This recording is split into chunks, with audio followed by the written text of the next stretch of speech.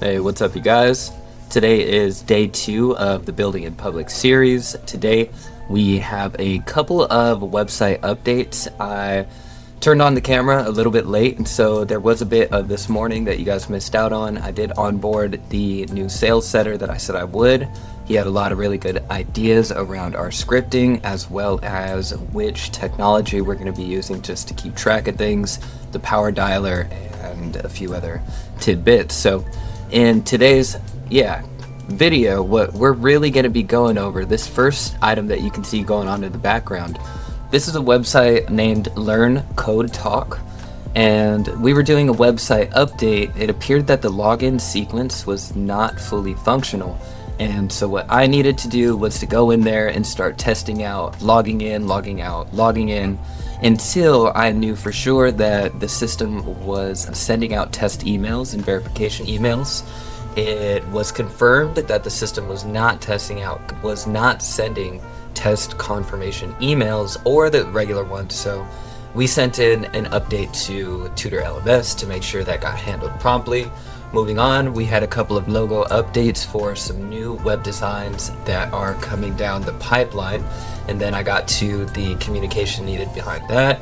I wanted to reach out to someone in my class creating an app, and so I made sure to get to that. And then I jumped straight into my biggest 2 pieces for the day, one of which being to update my email marketing strategy, and the second one being to fully develop my rank and rent website for San Francisco roofing industry.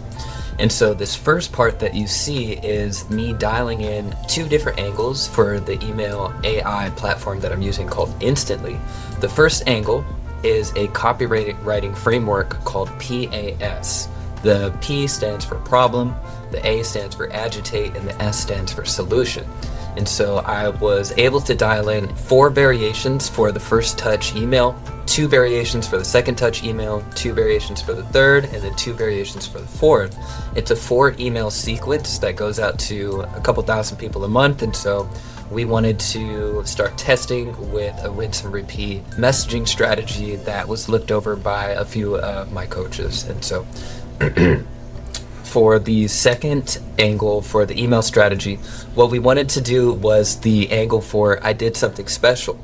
And so because we have 2 outstanding case studies from San Francisco at the moment, what we wanted to do was to showcase those in the best possible way, as we were able to get 2 websites fully updated within a timeline. And the incredible results from that was moving from the second page to page 1, as well as moving from the 7th page to page 1 on Google in San Francisco for both. And so that was me dialing it in. I did have an update for another website where there was a form that needed to be updated after the website hosting was switched over to a different host. The old form, or the contact form, that was also a part of the theme from a beta, wasn't working. And so I needed to recreate this page in a way that was simple, that didn't require us to redo the entire theme for the whole website, while still allowing the same functionality as before over to the owner's email. And so this is me tidying up that bit and then letting the owner know we just finished up and sent through a test. The next thing that I'm going to be working on is the rank and rent for the San Francisco roofing website that I'm building. And so after some initial research, I was looking through the top websites that were ranking on page 1 for roofing San Francisco keyword. You can see me here going through the top keywords that all of these websites are ranking for currently, and then bringing those into my list. When I was doing this research, I realized that the key phrase roofing San Francisco was a top term searched.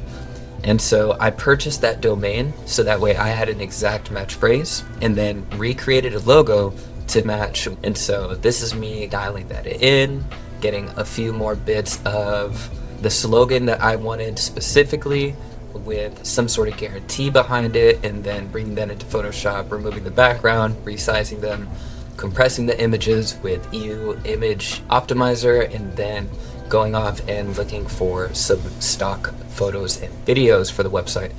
And so this is just preparing to fill in the gaps from the template that I'm going to be using and that you'll see in just a few minutes. And so this is some information on setting up Rank Math Pro, dialing in my sitemap. I am automating the meta titles and I'm automating the alt text and the meta titles for images, looking through my templates and then bringing an initial template in. And so then I'm going back, creating a color scheme for me to redo the globals that's based on my initial logo. I redo the home page and then change it from a sample page over to the home, install the header and footer, and yeah, so finally got the template up and going, as well as the initial branding. And so there's just a few key points in playing with this. Just trying to figure out how to place that gradient, resetting the global colors. So from this point, what I now have is a template, a layout, the keyword research that I needed, as well as help from Claude, so that way it can take in the prompt that I pass to it with the SEO best practices that I need, and then it can reformat the copy, include it the way I needed it to, and then I went ahead and started implementing from there. And so you can tell that there's iterations in terms of how many times the website needs to be just look through so that we can make updates for it to match the exact alignment for our current marketing strategy. It takes so long to get a single site perfected because there's so many layers as to what exactly needs to go into this to make it picture perfect on desktop, mobile, and tablets. So you can tell that I had to redo the logo color, the primary color, to white in order for it to have good contrast on the background. I continued over into finding my own. I was changing up the menu and then adding in custom or CSS IDs for the navigation. I was reiterating a contact form at the bottom, and then I started looking for logos to incorporate, for icons and iconography to incorporate onto the homepage. And so after that, I was, for the most part, just dialing in the tidbits that needed to be reflected in a better way from there. But this is, for the most part, what that redesign looks like at a sitting hover, and I think it looks amazing. It's going to go up next week and hopefully at the top of Google here in the San Francisco area by the end of next month. And so, yeah, that's all I have to report. So thanks for staying tuned. I appreciate you watching, and I'll talk to you soon.